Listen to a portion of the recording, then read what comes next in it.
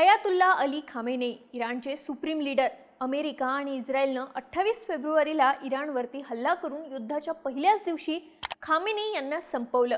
देशाचा सर्वोच्च नेताच अशा प्रकारे मेल्यानंतर इराण पुढच्या काही तासात शरण येईल, तो अमेरिकेसोबत चर्चेची मागणी करेल असं बोललं जात होतं। पण यापैकी काहीच घडलं नाही। ना इराण शरण आला ना त्यानं चर्चेची मागणी केली। उलट खामेनेई यांच्या मृत्यूनंतर इराण आणखी आक्रमक झाला। त्यानं अमेरिकेचा बदला घेण्याची घोषणा केली आणि अख्ख्या मिडल ईस्टमध्ये हल्ले सुरू केले। UAE, Qatar, Kuwait, Saudi Arabia, अमेरिकेचे एअरबेसेस ज्या ज्या देशांमध्ये आहे ते देश एका पाठोपाठ एक या युद्धामध्ये ओढले गेले। फक्त 2 महिन्यांपूर्वी अमेरिकेनं अशाच प्रकारे व्हेनेझुएला या देशावरती हल्ला केला होता। अमेरिकन सैन्यानं अवघ्या काही तासात या देशाच्या अध्यक्षाला पकडून नेलं होतं। त्यावेळी व्हेनेझुएलाकडून अमेरिकेचा कुठलाही विरोध झाला नाही। इराणमध्येही आपण अशाच प्रकारे कारवाई करू असं ट्रम्प यांना वाटत होतं, पण इराणकडून जोरदार उत्तर मिळाल्यामुळे अमेरिका हादरल्याचं दिसतंय। युद्धाच्या 4 दिवसानंतर आता इराण अमेरिकेला जड चाललाय असंही बोललं जातंय। पण इराण हे कसं करू शकतोय? अमेरिकेनं जे व्हेनेझुएला सोबत केलं ते इराण सोबत का करू शकत नाहीये? इराण अजूनही अमेरिकेला कशाच्या जोरावर नडतोय? समजून घेऊया या व्हिडिओमधून। नमस्कार, मी दिव्या आणि तुम्ही पाहताय बोलभिडू। सगळ्यात आधी इराण अमेरिकेला कसा नडतोय ते पाहू। मिडल ईस्टमध्ये अमेरिकेचे एकूण 19 मिलिटरी बेसेस आहेत। इराण त्या सर्वांना टार्गेट करतोय। मागच्या 4 दिवसात इराणनं Qatar, Bahrain, Kuwait, UAE, Jordan आणि सौदी अरेबियामधल्या अमेरिकेच्या मिलिटरी बेसेसवरती शेकडो मिसाईल्स आणि ड्रोन डागले आहेत। अनेक इराणी मिसाईल्स थेट इस्रायलपर्यंत पोहोचल्या आहेत। तेल अवीव हे इस्रायलचं सर्वात मोठं शहर, या शहरापर्यंत इराणच्या मिसाईल्स गेल्या आहेत। याशिवाय सौदी अरेबियाची राजधानी रियाद, कतारची राजधानी दोहा, यूएई मधलं दुबई, अबुधाबी या सर्व महत्त्वाच्या शहरांवरती इराण नॉन स्टॉप हल्ले करतोय। इराणी सैन्यानं अमेरिकेची वॉरशिप USS अब्राहम लिंकनवरती सुद्धा हल्ले केलेत। इराणनं त्या शिपवर 4 बॅलिस्टिक मिसाईल्स डागल्याची माहिती आहे। इराणच्या हल्ल्यात पहिल्यांदाच अमेरिकेचे 3 सैनिक मारले गेले, याशिवाय 4 सैनिक जखमी झाले आहेत। इराणनं सौदी अरेबियाच्या सर्वात मोठ्या तेल रिफायनरीवरती सुद्धा हल्ला केला। या हल्ल्यानंतर ही रिफायनरी बंद करण्यात आली। सौदी अरेबियाची अर्थव्यवस्था मोठ्या प्रमाणात या तेल रिफायनरीवर अवलंबून आहे। इराण त्यावरच घाव घालतोय। इराणनं आखाती देशांमधल्या अमेरिकेच्या दूतावासांवर हल्ले केले आहेत। याशिवाय सायप्रसमधल्या यूकेच्या एका मिलिटरी बेसवरती सुद्धा हल्ला झालाय। हा मिलिटरी बेस यूकेनं अमेरिकेला वापरण्यासाठी दिला होता। म्हणजेच काय तर अमेरिका आणि इस्रायलकडून सर्व बाजूंनी घेरलेला असतानाही, देशाचा सर्वोच्च नेता ठार झालेला असतानाही इराण अमेरिकेला शरण येत नाहीये। उलट तो आणखी आक्रमकपणे हल्ले करतोय, ज्यामुळे अमेरिका आणि मित्र देशांचं मोठ्या प्रमाणात नुकसान होतंय। आता इराण हे सगळं कशाच्या जोरावर करतोय? तो अमेरिकेला एवढा जड का जातोय हे पाहूया। इराण अमेरिकेला एवढा जड का जातोय यामागचं पहिलं कारण म्हणजे इराणची प्रचंड मिलिटरी पॉवर। IRGC म्हणजे इस्लामिक रिव्होल्युशनरी गार्ड कॉर्प्स। इराणमध्ये 1979 साली इस्लामिक क्रांती झाली होती। त्यानंतर इराणच्या शिया धर्मगुरूंचं रक्षण करण्यासाठी IRGCची स्थापना करण्यात आली। हळूहळू IRGC ही इराणच्या आर्मीला समांतर अशी शक्ती म्हणून उदयास आली। सध्या IRGCची ताकद प्रचंड वाढली आहे। त्यांच्याकडे फक्त दारुगोळाच नाही तर इराणच्या सगळ्या अर्थव्यवस्थेची सूत्र आहे। IRGCकडे स्वतःची आर्मी आहे, नेव्ही आहे आणि एअरफोर्स सुद्धा आहे। त्यांच्याकडे तब्बल 1,90,000च्या आसपास सैनिक आहेत। इराणच्या बॅलिस्टिक मिसाईल्स आणि न्यूक्लिअर प्रोग्रामची सगळी सूत्र IRGCकडेच आहेत। अमेरिकन इंटेलिजन्सच्या म्हणण्यानुसार इराणकडे मिडल ईस्टमध्ये मिसाईल्सचा सर्वात मोठा साठा आहे। त्यांच्याकडे असे मिसाईल्स आहेत ज्यांची मारा करण्याची क्षमता 2000 किलोमीटरपर्यंत आहे। अशा प्रकारे मिडल ईस्टमधला प्रत्येक देश आणि त्या देशातला प्रत्येक अमेरिकन एअरबेस इराणी मिसाईलच्या टप्प्यात आहे। एवढंच नाही तर इराण मिसाईलनं मिडल ईस्ट ओलांडून थेट भूमध्य समुद्रातही हल्ला करू शकतो। याशिवाय अरबी समुद्रातल्या अमेरिकन वॉरशिप सुद्धा इराणी मिसाईल्सच्या टप्प्यात आहेत। US सेंट्रल कमांडनं 2022 मध्ये अंदाज लावला होता की इराणकडे 3000 पेक्षा जास्त बॅलिस्टिक मिसाईल्स आहेत। गेल्या वर्षी इराण आणि इस्रायलमध्ये झालेल्या संघर्षात इराणनं यापैकी अनेक मिसाईल्स इस्रायलवरती डागल्या होत्या। संघर्ष थांबल्यानंतर इराणनं पुन्हा नव्या मिसाईल्स बनवायला सुरुवात केली। सेंटर फॉर इराणी स्टडीजच्या रिसर्चनुसार हे युद्ध सुरू होण्याआधी इराणकडे 2000 पेक्षा जास्त मिसाईल्सचा साठा होता। या जोरावरच इराण मागच्या 4 दिवसांपासून अमेरिका आणि इस्रायलवरती एवढ्या आक्रमकपणे हल्ले करतोय।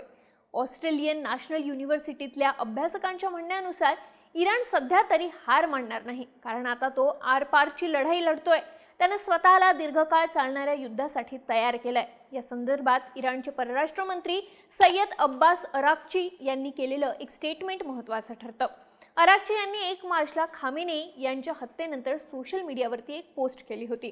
त्यात त्यांनी म्हटलं होतं, आम्ही मागच्या 20 वर्षांपासून अमेरिकन सैन्याचा अभ्यास करतोय। आमच्या पूर्वेला आणि पश्चिमेला अमेरिकेच्या आक्रमणांना तोंड कसं द्यायचं याचे धडे आम्ही घेतले आहेत।